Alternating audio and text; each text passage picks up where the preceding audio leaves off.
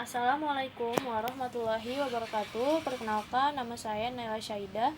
Saya dari kelas MPIM 4A2 dengan NIM 190302721 Politeknik APP Jakarta. Dalam video kali ini, saya akan melakukan analisis importance dan performance berdasarkan data yang ada dengan membuat diagram Kartesius dengan bantuan Microsoft Excel. Langsung saja kita masuk ke Microsoft Excel-nya. Di sini saya sudah mempunyai datanya. Di sini ada indikator satisfaction dan juga indikator important. Nah, untuk membuat diagram Kartesius, langkah yang pertama adalah kita harus menentukan rata-rata dari setiap atribut indikator yang ada. Di sini saya sudah menghitung untuk rata-rata dari setiap atribut indikator yang ada. Rata-ratanya adalah kita menggunakan rumus average. Nah, jika sudah menentukan rata-rata dari setiap atribut indikatornya, rata-rata ini kita copy, lalu kita paste. Kita pastenya ke dalam bentuk value agar rumusnya tidak ikut. Nah, untuk langkah yang selanjutnya adalah kita masuk ke sheet 2. Di sheet 2 ini saya sudah membuat kolom di mana terdapat nomor, satisfaction dan juga important. Mengapa di sini nomornya sampai 7? Karena atribut dari setiap indikatornya ini berjumlah 7 atribut.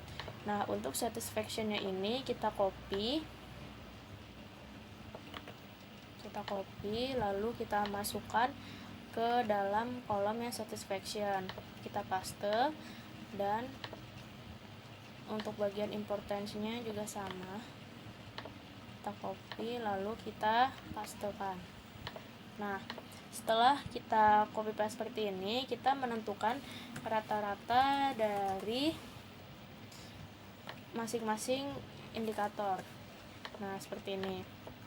Jika sudah ditemukan rata-rata dari setiap indikatornya, kita dapat membuat diagram Kartesiusnya dengan cara kita blok saja bagian ini, lalu kita masuk ke insert, kita pilih scatter yang ini. Nah, jika sudah tampil seperti ini, untuk indikator satisfaction ini akan menjadi sumbu X, lalu untuk important akan menjadi sumbu Y-nya. Nah, di sini untuk membedakan maka kita beri nama saja. Di sini kita ubah menjadi sumbu Y-nya adalah important dan sumbu X-nya adalah satisfaction. Di sini juga kita ubah diagram Kartesius. Nah, jika sudah seperti ini, garis-garis di dalam diagram ini kita hapus saja. Nah, akan menjadi seperti ini. Untuk membuat garis diagram Kartesiusnya, kita harus menentukan ambang batasnya terlebih dahulu. Ambang batas dari indikator satisfaction dan juga important. Caranya adalah kita masukkan di sini satisfaction, terdapat sumbu X dan juga sumbu Y. Untuk sumbu X-nya sendiri kita ambil dari rata-rata keseluruhan satisfaction, di mana rata-ratanya adalah 4. Nah, untuk Y-nya, kita lihat sumbu Y yang terkecil, yaitu 4,30. Untuk selanjutnya, sumbu X-nya 4, dan kita lihat sumbu Y yang paling terbesar, yaitu 4,70. Nah, untuk indikator yang important, di sini juga sama, terdapat sumbu X dan sumbu Y. Kita lihat di sini, untuk sumbu Y-nya kita ambil dari rata-rata keseluruhan important, yaitu 4,53. Untuk X-nya, kita lihat sumbu X yang paling terkecil, yaitu 3,70. Di sini juga sama, untuk Y-nya 4,53, dan untuk sumbu X-nya, kita lihat sumbu X yang terbesar adalah 4,30.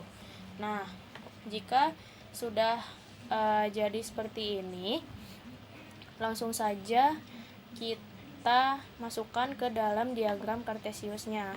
Kita select data. Di sini kita add untuk yang satisfaction. untuk X-nya. Ya, untuk X-nya tadi kita blok saja untuk bagian X satisfaction. Untuk Y-nya juga kita blok. Lalu oke, lalu kita add lagi untuk bagian important.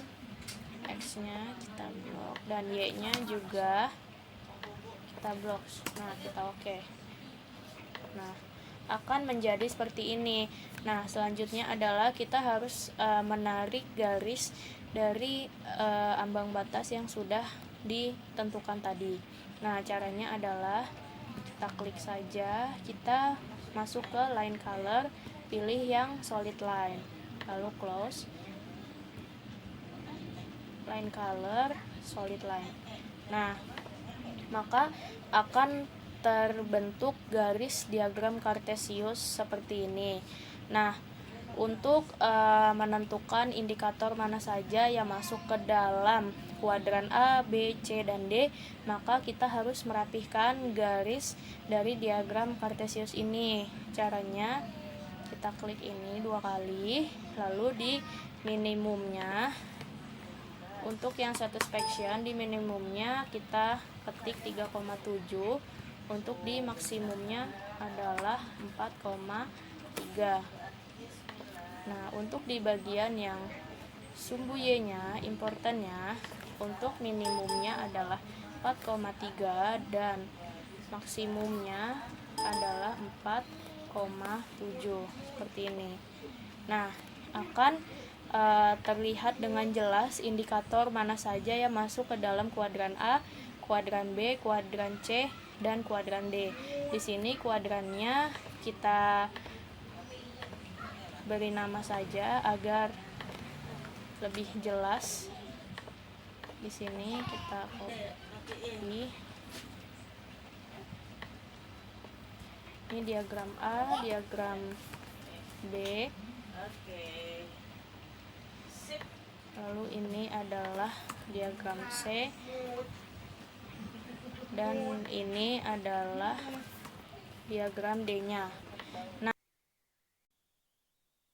Nah, setelah itu dapat kita tarik kesimpulan dari diagram Cartesius ini adalah kita tentukan untuk atribut kuadran yang masuk ke dalam kuadran A, kuadran B, kuadran C, dan juga kuadran D. Di sini kita lihat yang masuk ke dalam kuadran A itu adalah atribut nomor 7 dan juga atribut nomor 2.